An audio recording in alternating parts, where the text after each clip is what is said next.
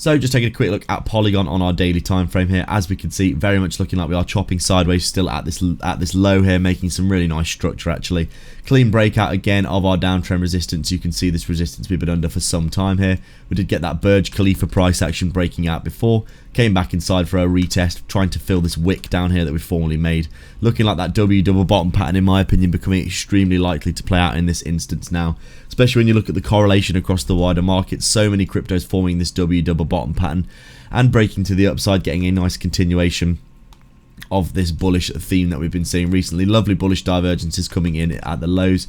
We've obviously started to make some good structure here. You can see the demand starting to come in. Lots and lots of big green candles coming in at this low area. And considering we've come down and pretty much tested into the bear market range low down here, it seems quite likely to me that we'll probably come back up into this area, form that W double bottom pattern, just like the wider altcoin market seems to be doing as well. You can see this 0.23 Fibonacci up here in between 50 and 60 cents. Definitely looking for a lovely retest soon. And overall here, as you can see, very much looking like we are basically just breaking this downtrend. We've got that first break here. Lots of good signs to show that we're probably going to be bottoming out in this local area. Lots of good structure coming in now. And I do think once we start to see demand coming in for altcoins, we're probably going to be doing something like this. Coming up and retesting again, back testing, and then slowly breaking our downtrend, starting to head back into an uptrend for Polygon and the wider market.